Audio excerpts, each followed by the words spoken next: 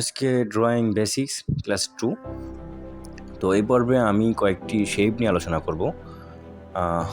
তার আগে বলে রাখি বন্ধুরা, আমাদের চারপাশে আমরা যা কিছু দেখতে পাই তার সবই প্রায় এই কয়েকটি শেপের মাধ্যমে নির্ণয় করা সম্ভব। যেমন ধরুন ট্রায়াঙ্গেল, সার্কেল এবং ওভাল, এই তিনটি শেপ ব্যবহার করে আমরা একটি পাখি আঁকতে পারি।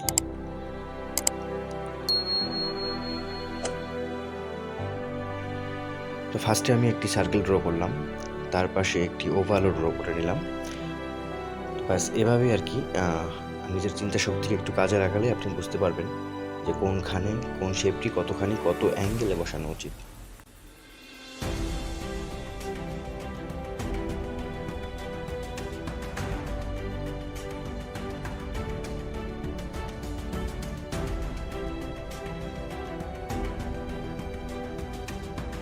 ঠিক এমনই আমরা আবার চাইলে স্কোয়ার শেপ এবং রেক্ট্যাঙ্গেল শেপ, এই দুটি শেপ ব্যবহার করে একটি ঘরও আঁকতে পারি।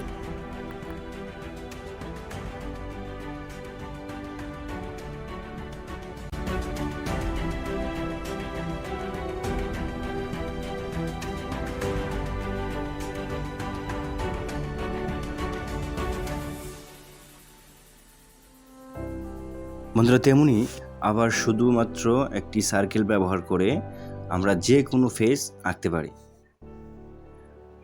এই circle is very important for drawing, বিশেষ করে পোর্ট্রেটের ক্ষেত্রে আর কি।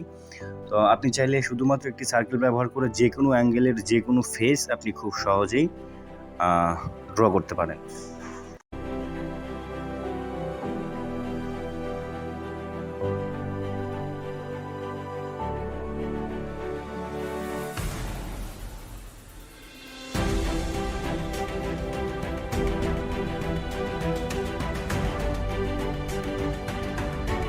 তো এভাবেই আমরা চাইলে আমাদের চারপাশে যা কিছু আছে সব কিছুই প্রায় কয়েকটি শেপ ব্যবহার করে এভাবে ড্র করতে পারি।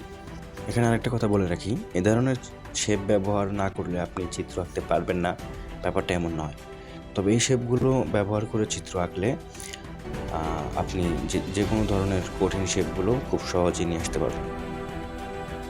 তাছাড়া বড় বড় আর্টিস্টেরাও কিন্তু এই শেপগুলো ব্যবহার করে থাকে। তো বন্ধুরা, যে পর্যন্তই। আর যারা ড্রয়িং বেসিক্স ক্লাস 1 দেখেননি, আপনি চাইলে গিয়ে দেখে আসতে পারেন, লিঙ্ক ইন দ্য ডেসক্রিপশন।